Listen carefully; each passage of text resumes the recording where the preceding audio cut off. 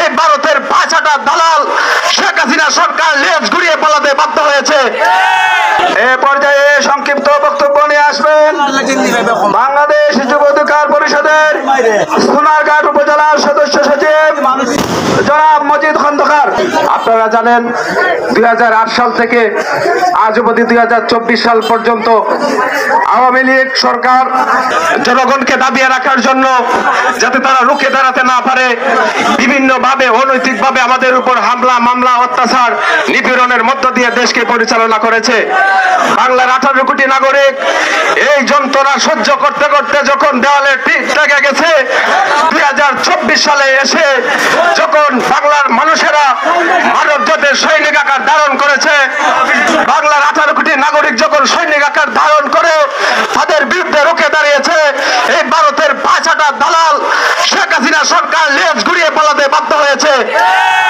এই সরকার এমন কোন কুকর্ম কাজ করে নাই, এমন কোন তকমা জনগণকে দেয় নাই যা পৃথিবীর ইতিহাসের বিরল। ভাইয়ের সামনে বোনকে ধর্ষণ, স্ত্রীর সামনে স্বামীকে অত্যাচার এবং স্বামীর সামনে স্ত্রীকে ধর্ষণ, হত্যা, হয়রানিমূলক মামলা, জনগণকে বিচ্ছিন্ন করার জন্য প্রতিনিয়ত লাঠিপিটা, এইভাবে আমাদেরকে দাবিয়ে রেখে অত্যাচার করেছে। আজও হাজার হাজার আলিম ওলামা, হাজার হাজার দর্শিত মা বিচার না পেয়ে নীরবে নির্বিঘ্নে চোখের পানি জড়িয়ে জড়িয়ে কাটছে। তাই আজ সময় এসেছে আমাদের এই আওয়ামী লীগ দালাল যারা আছেন, ছাত্রলীগ নামক লাঠিয়াল বাহিনী সহ যারা অঙ্গ সংগঠন রয়েছেন, এখন আপনারা প্রস্তুত থাকেন, তার উসল আপনাদের পিঠ থেকে নেওয়া হবে। একটা কথা বলে যাই, যুব অধিকার পরিষদ যখন গণ অধিকার পরিষদের অঙ্গ সংগঠনে আমি ঢুকেছি, তারপর থেকে আমি গরিব দুঃখী মেহনতি মানুষের পাশে অঙ্গ সংগঠন নিয়ে আমি থেকেছি।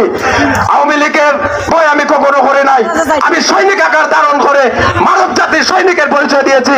কাজে এখনো যারা আমাদের উপর চোখ রাঙিয়ে তাকায় তাদেরকে চোখ কুকড়িয়ে দেব আমাদের 18 কোটি নাগরিকদেরকে নিয়ে। আমি আমার কথা দীর্ঘায়িত করবো, আমার নেতৃবৃন্দ ওখানে কথা বলবেন। পরিশেষে আমি একটু ধন্যবাদ জানাতে চাই যিনি বিজয়ের উল্লাসটাকে ভাগাভাগি করার জন্য হবিগঞ্জ জেলা শাখার যুব অধিকার পরিষদের সহসভাপতি ইজাগুটা গ্রামের কৃতি সন্তান সৌদি আরব প্রবাসী মোহাম্মদ মুখলিস মিয়া সাহেব আপনাদের জন্য মিষ্টির ব্যবস্থা করেছেন। সেটা যদি আপনারা সাদরে গ্রহণ করেন, আমরা অত্যন্ত কৃতজ্ঞতা প্রকাশ করবো যুব অধিকার পরিষদের পক্ষ থেকে। এই কথা বলে আমার সংক্ষেপ কথা রেখা নীতি। আসসালামু আলাইকুম রহমতুল্লাহ।